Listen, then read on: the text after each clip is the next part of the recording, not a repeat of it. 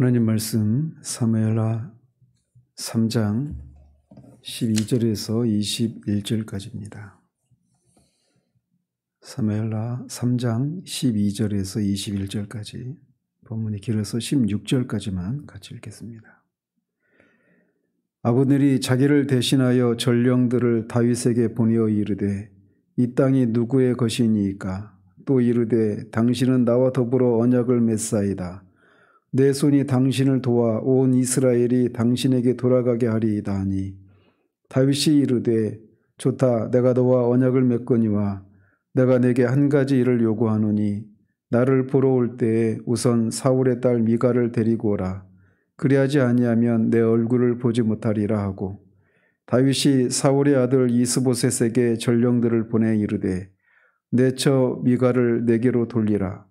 그는 내가 전에 블레셋 사람의 포피 100개로 나와 정원한 자니라 하니, 이스보셋이 사람을 보내 그의 남편 라이스의 아들 발디엘에게서 그를 빼앗아 오매, 그의 남편이 그와 함께 오되 울며 바후림까지 따라왔더니 아브넬이 그에게 돌아가라 하매 돌아가니라.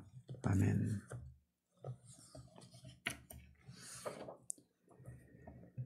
어제는 사울의 집이 약해져 가고 있다고 하는 증거로 사울의 첩 리스바 때문에 사울의 군대 장관 아브넬과 이스보셋 사이에 불화가 발생해서 아브넬이 이스보셋을 떠나겠다고 결별 선언했던 장면까지 살폈습니다.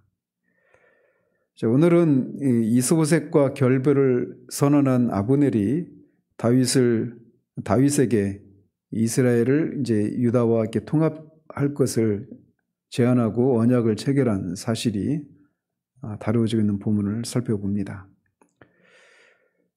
아브넬은 이스보셋의 왕위를 다윗에게 넘겨주어서 그가 온 이스라엘의 왕이 되게 하겠다 이렇게 선언한 후에 그 길로 곧장 자기를 대신해서 전령들을 다윗에게 보냅니다. 그리고 이스라엘의 땅이 누구의 것이냐 이렇게 물으면서 다윗에게 자신과 언약을 맺자라고 제안하면서 자신이 다윗을 도와서 온 이스라엘의 왕이 되도록 하겠다라고 그렇게 제안을 합니다.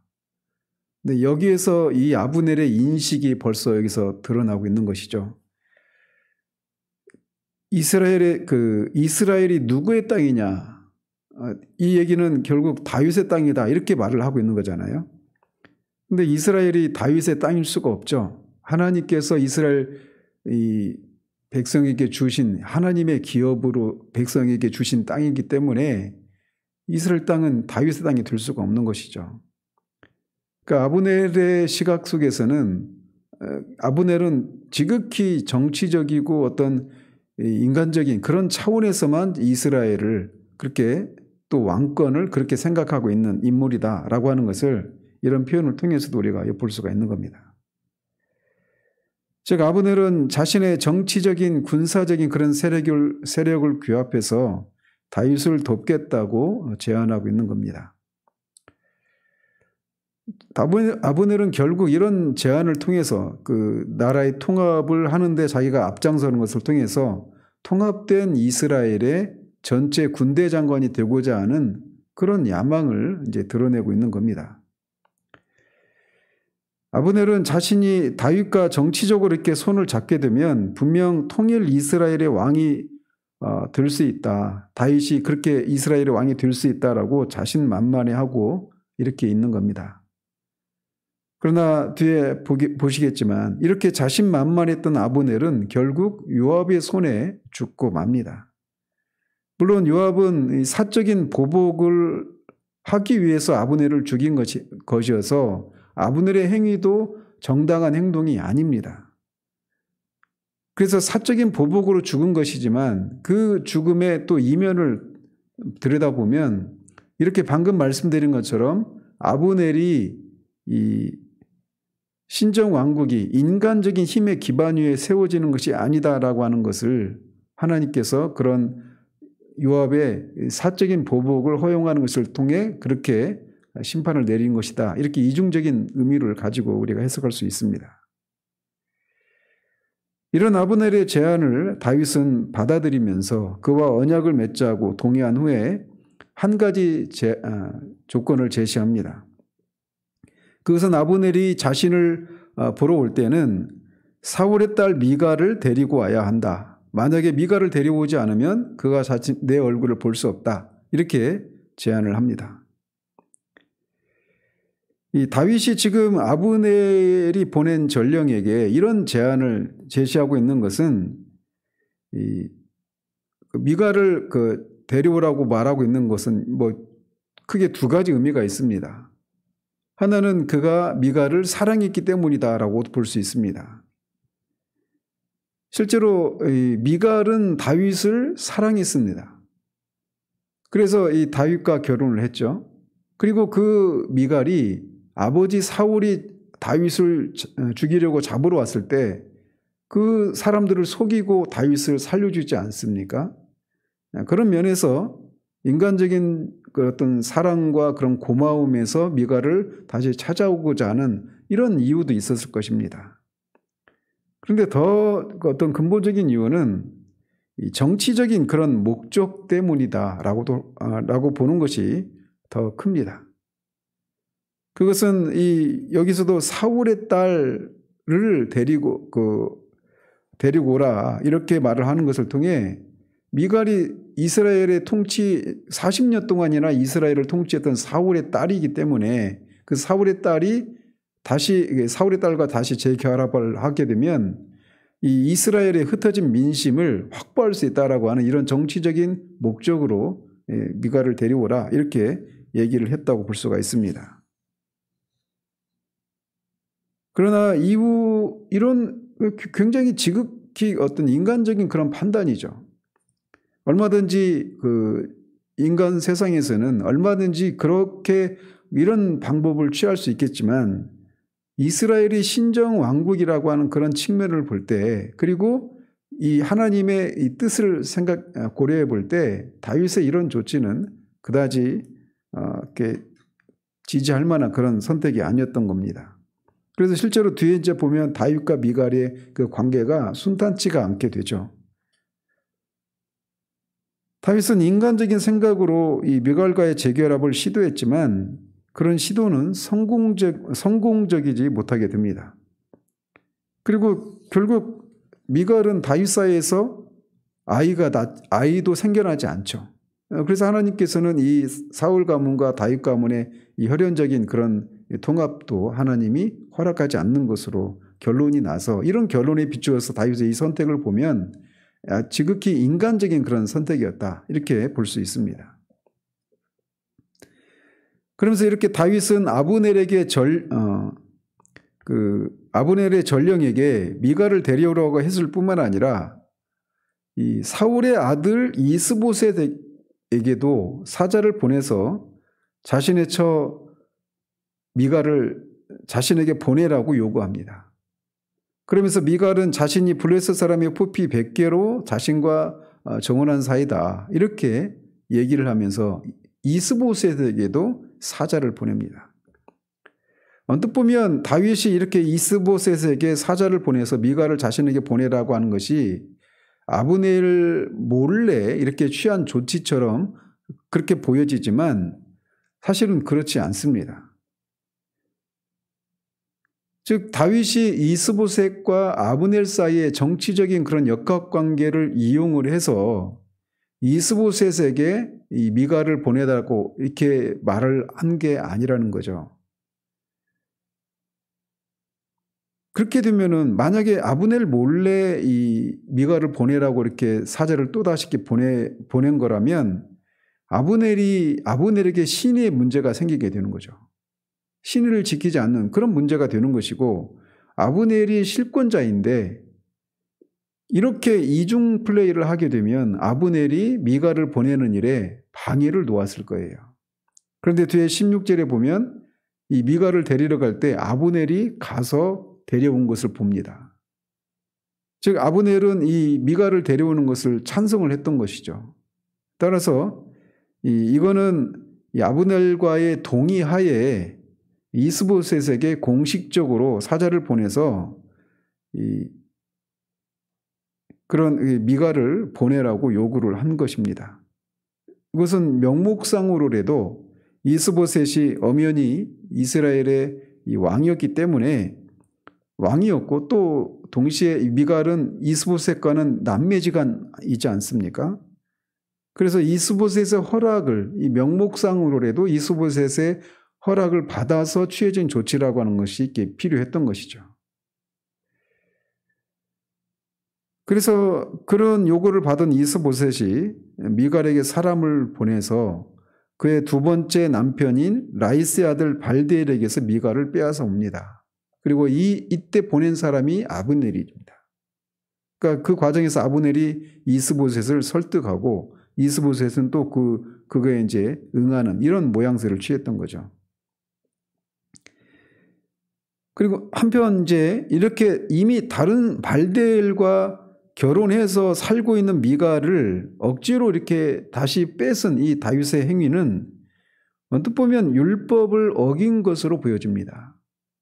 신명기 24장 1절에서 4절까지 보면 아내에게 어떤 흠결이 있어서 이혼 용서를 써서 보낸 그 아내가 다른 남자와 결혼을 해서 살고 있는 경우에 그 아내와 다시 재결합을 하는 것은 부정한 것이다. 이렇게 말씀하고 있거든요. 그 법에 비춰보면 다윗의 이 행위가 온당치 않은 것이다. 율법을 어긴 것으로 볼 수가 있습니다. 그리고 그 세월이 이미 10년 정도 됩니다. 사울에게 그 다윗이 쫓기게 될 때, 도망 다닐 때 그때 사울이 발디엘에게 그 미갈을 억지로 보내지 않습니까? 근데 이 율법을 어긴 것처럼 보이지만 사실은 그렇지 않아요. 왜냐? 이건 이혼한 경우가 아니기 때문에 그렇습니다. 사울이 억지로 그렇게 발디엘에게 보낸 거예요. 뿐만 아니라 고대 근동에서는 이 남편이 포로가 되거나 어떤 추방을 당했다가 돌아오게 된 경우에 이 아내가 다른 사람, 그 사이에 아내가 다른 사람과 결혼해서 아이까지 낳은 경우라 하더라도 그를 자신의 아내를 뒤쫓아오는 것이 관습이었다고 합니다. 따라서 이런 정황으로 볼 때 다윗이 당시 발디엘의 아내가 되어 있었던 자신의 본처 미갈을 요구한 것은 법적으로는 아무런 문제가 없는 겁니다. 그런데 문제는 이 정치적인 그런 의도가 담겨 있었다. 이렇게 이제 볼 수가 있는 거죠. 발디엘의 입장에서 보면 한 10년 정도 이렇게 같이 산 아내를 하루아침에 빼앗겨버린 그런 꼴이 되어버렸기 때문에 청천벽력과 같은 그런 일이었을 것입니다. 그래서 울면서 바울임까지 쫓아왔는데 그가 살던 곳에서 바울임까지가 어느 정도 거리인지 모르지만 상당한 거리였기 때문에 이렇게 기록을 하고 있는 것으로 보여집니다. 그러나 아브넬이 돌아가라고 하니까 꼼짝없이 돌아가고 말죠. 이렇게 미갈을 다시 되찾아왔어요. 그리고 나서 이제 17절에서 19절까지 보면 미갈을 이렇게 발디엘에게서 빼앗아 온 후에 아브넬이 이스라엘을 다윗에게 돌리기 위해서 이스라엘의 장로들과 베냐민 지파 사람들을 설득하는 장면이 나옵니다. 아브넬은 먼저 이스라엘의 장로들에게 말하기를 너희들이 여러 번 다윗을 너희 임금으로 세우기를 구하지 않았었느냐. 이제 그대로 해라. 이렇게 설득을 합니다. 이것은 아브넬도 이스라엘의 장로들이 다윗을 이스라엘의 왕으로 세우려고 하는 그런 마음이 있었다라고 하는 것을 이미 알고 있었다라고 하는 것을 말해주고 있는 겁니다. 그런데도 아브넬이 이스보셋을 왕으로 세웠단 말이에요. 그것도 다윗이 유다 족속의 왕이 된 지 5년이 지난 후에 이스보셋을 이스라엘의 왕으로 세운 것은 이거는 그 아브넬의 그런 정치적인 야망이 있었던 것을 우리가 알 수 있는 것이죠. 이 대목에서도 스스로 그렇게 이스라엘이 원하는 것이었다. 이스라엘 장로들이 원하는 것이 다윗을 이스라엘의 왕으로 세우는 것이라고 하는 것을 알고 있었음에도 불구하고 자신의 정치적인 야망을 위해서 이스보셋을 일종의 바지 왕으로 세우고 실권을 휘두르는 이런 일을 했었단 말이죠. 일종의 실토를 하는 것이다. 이렇게 볼 수가 있는 것입니다. 근데 이제 와서 이제 그들에게 너희들이 하고 싶었던 것을 해라. 이렇게 얘기하고 있으면서 어떤 정치적인 변제를 시도하고 있는 겁니다. 그러면서 다윗을 이스라엘의 왕으로 세우는 것의 정당성을 여호와 하나님께서 이미 다윗의 손으로 하나님의 백성 이스라엘을 구원해서 블레셋과 그의 다른 대적들의 손에서 벗어나게 하시려고 했던 것이 아니냐라고 하면서 하나님의 뜻을 거론하면서 들먹이면서 이 자신의 이런 정치적인 행보의 정당성을 확보하고자 시도를 하고 있는 겁니다. 그런데 뒤에 보면 이 다윗의 손으로 하나님의 백성 이스라엘을 구원해서 블레셋과 이방의 손에서 그들을 벗어나게 하겠다. 이 얘기는 하나님께서 사무엘을 통해서 사울에게 했던 얘기입니다. 다윗에게는 이런 얘기를 하지 않았어요. 물론 이런 뜻이 있지만 말이죠. 말씀드리고 싶은 건 아브넬은 지금 여호와 하나님의 이름을 하나님의 뜻이라고 하는 것을 이렇게 들먹이면서 자신의 정치적인 그런 변절을 합리화시키고 있는 거예요. 그의 어떤 기후주의적인 그 사울의 왕국이 이제 기울어져 가고 다윗은 점점 강성해져 가자 이제 이 사울의 가문에서 이렇게 거기에서 속된 말로 빌붙어 있는 동안에는 자신에게 어떤 이권이 없으니까 이 통일을 하는데 앞장서서 이 통일된 이스라엘에서 전체 군대 장관이 되고자 하는 야망을 실천하기 위해서 이렇게 변절을 꾀하는 겁니다.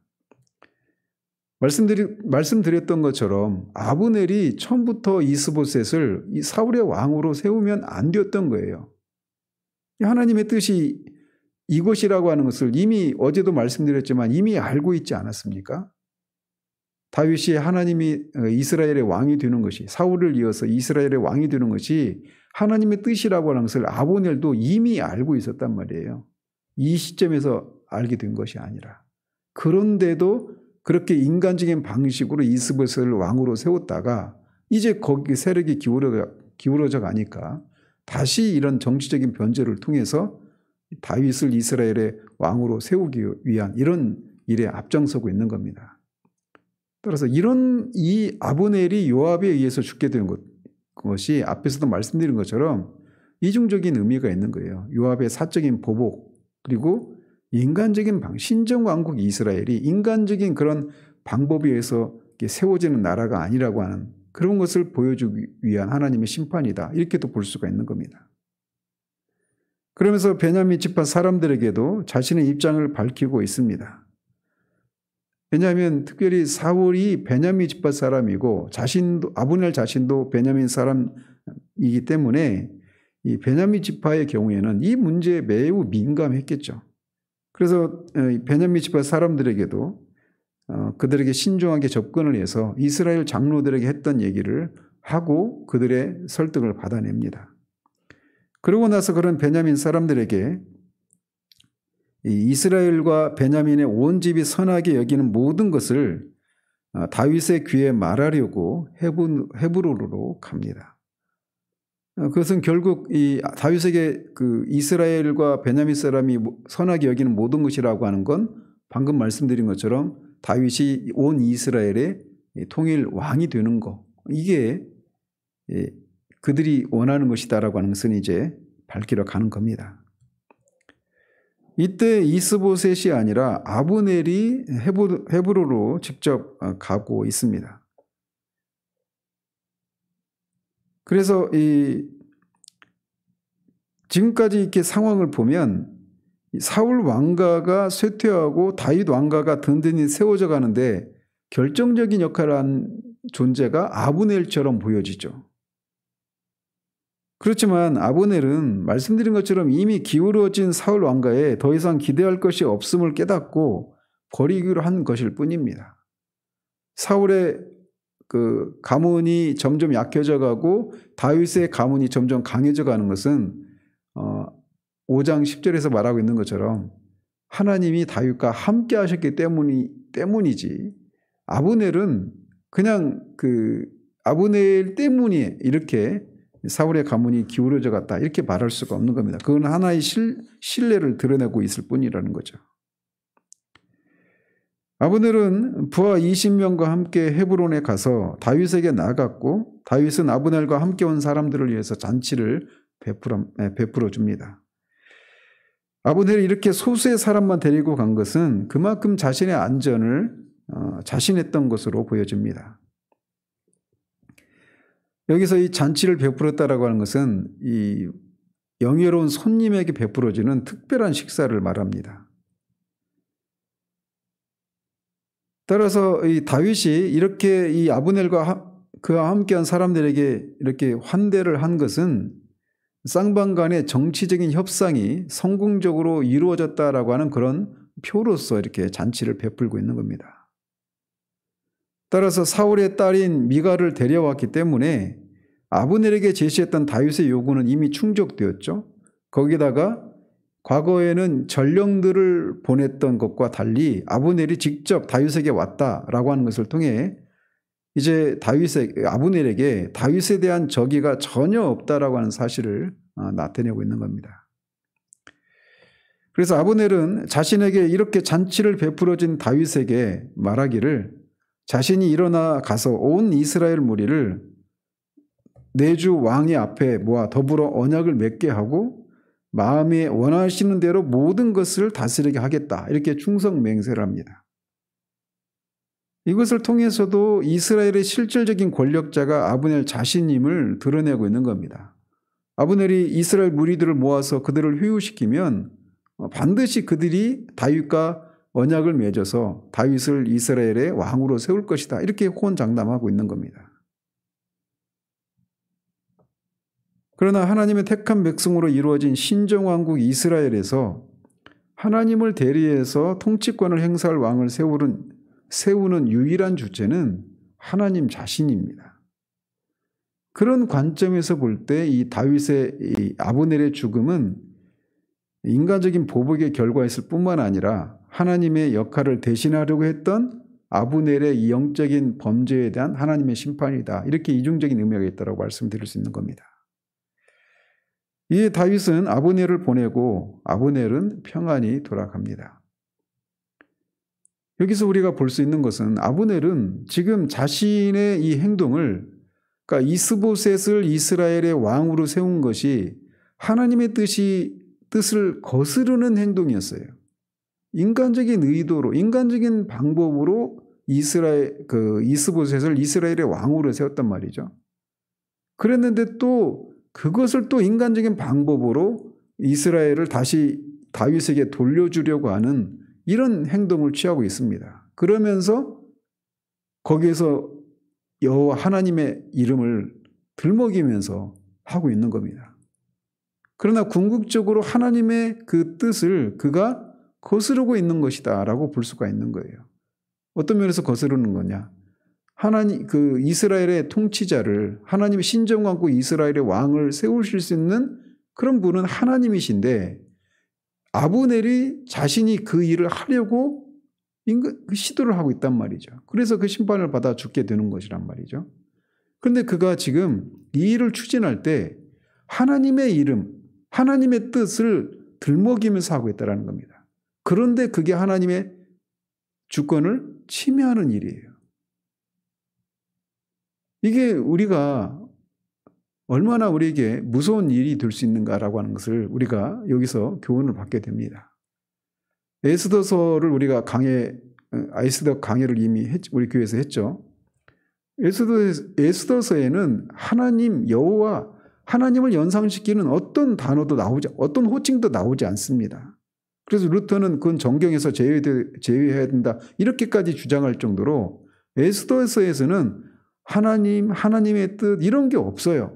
그런데도 진행되어져 가는 일을 보면 하나님의 섭리였다라고 하는 것을 알 수가 있죠. 그런데 아브넬의 경우에는 하나님의 뜻, 하나님의 그 여호와 하나님의 이름을 들먹이면서 자신의 그 사적인 이유를 정치적인 야망을 실천하고자 꾀하고 있어요. 그런데 그게 하나님을 거스르는 일입니다. 이런 면에서 우리에게 경고하고 있다는 것이죠. 우리가 입만 열면 하나님의 뜻, 하나님을 위해서 이렇게 말을 하지만 실상 그게 하나님의 뜻이 아닐 수 있다는 겁니다. 이런 면에서 우리가 우리 내면에 있는 우리가 어떤 선택을 하고 어떤 행동을 하고 어떤 일들을 추진하려고 할 때 그 내면에 있는 것이 우리 마음의 중심에 있는 것이 무엇인가라고 하는 것을 우리가 정직하게 들여다볼 수 있어야 돼요. 물론 하나님은 이런 악인의 이 악한 행동을 통해서도 하나님의 궁극적인 뜻을 이루시는 분이시지만 인간의 차원에서만 그 인간의 입장에서만 보자면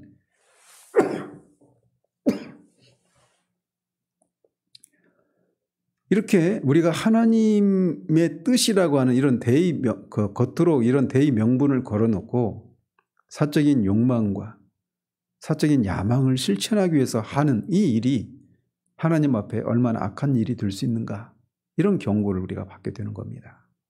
이 하루도 외적인 그런 어떤 대의 명분으로만 하나님과 하나님의 영광, 하나님의 뜻을 거명하는 그런 것이 아니라 정말 우리가 하나님의 뜻에 순종하고자 하는 그런 순전한 동기로 우리의 삶을 살아내는 그런 우리들 되어지기를 바랍니다. 기도하겠습니다.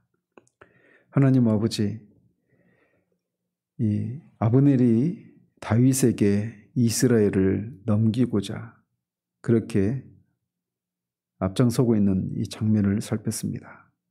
그는 이미 다윗이 온 이스라엘의 왕이 되는 것이 하나님의 뜻이라고 하는 것을 이미 알았음에도 불구하고 다윗이 유다의 족속이 된 지 5년이 지나서 이스보셋을 이스라엘의 왕으로 세웠던 인물입니다.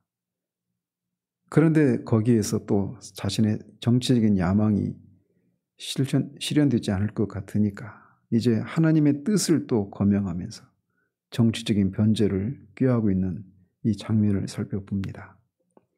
우리도 이 아브넬처럼 겉으로 내건 대의 명분은 하나님의 뜻을 운운하며 하는 일이지만 하고 있지만 실상은 자신의 개인적인 욕망과 야망을 실천하기 위해서 명분으로만 하나님의 뜻을 거명하며 우리의 일들을 추진해 나가는 그런 경우들이 있을 수 있음을 우리가 경고받게 됩니다. 이 하루도 그냥 겉으로 드러난 그런 대의 명분에서 하나님의 뜻을이라고 하는 이런 대의 명분만 건 그런 우리의 선택과 우리의 삶이 아니라 실제적으로 하나님의 뜻을 이루어 드리기 위해서 우리의 삶을 살아가는 그런 우리들 될 수 있도록 도와주시기를 원합니다. 예수 그리스도 이름으로 기도합니다. 아멘.